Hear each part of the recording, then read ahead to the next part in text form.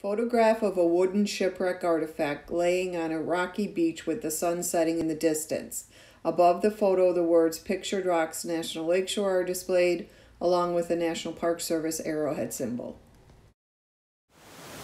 Video of National Park Ranger with large lake in the background. Welcome to Pictured Rocks National Lakeshore. My name is Ranger Kelly, and today we are going to explore some of the shipwrecks along this shoreline and learn why this area earned the dubious name, the Shipwreck Coast of Lake Superior. So if you're ready, let's get started.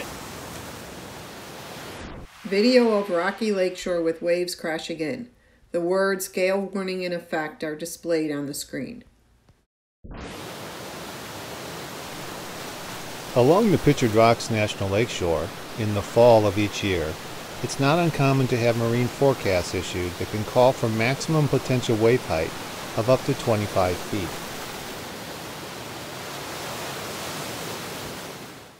Image of a chart of Lake Superior with a large red arrow pointing on the west half of the lake towards the south and a thin blue bar superimposed along the southwest shoreline.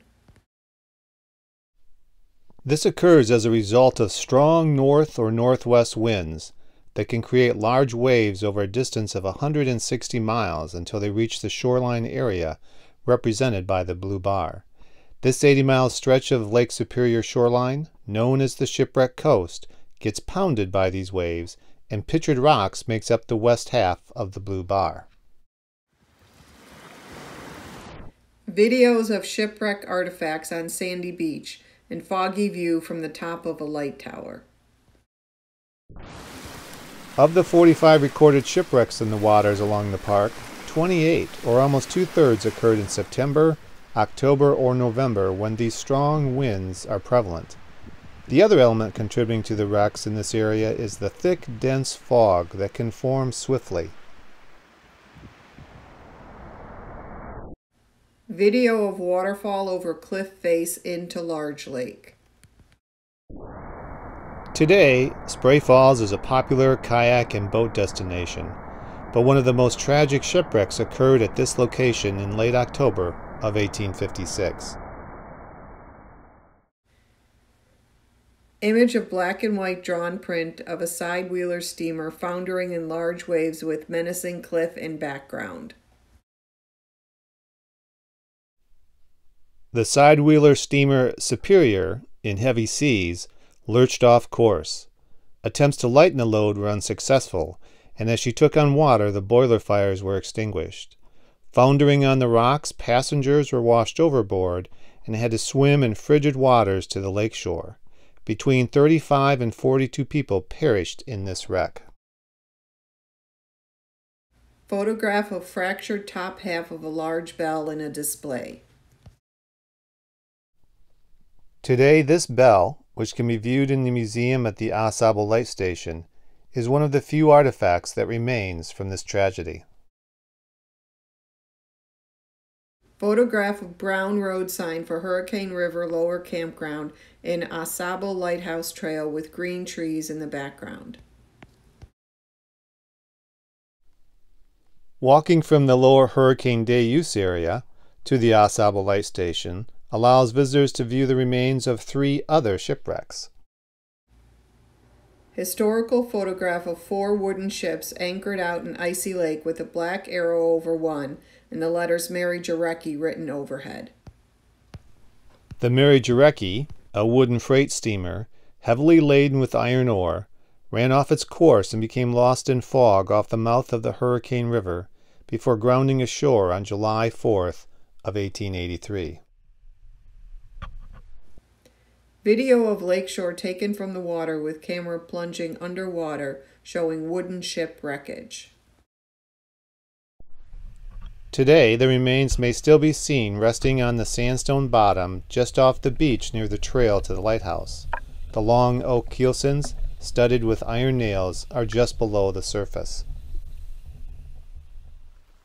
Video of stairs leading from wooded trail down to a sand beach with calm water. As you continue towards the lighthouse, you can access a set of stairs to a sandy beach for the last third of the walk. Two historical photographs of very similar large wooden freight steamships. From here you can see the remains of two ships, the Sitka and the Gale Staples. Video of sections of wooden ships scattered along Foggy Beach. Because each of these ships, wooden bulk freighters, are almost identical in size, shape, and type of construction, it's tough to tell which piece belongs to which ship. Photograph of wooden ship beam raising out of sand at water's edge.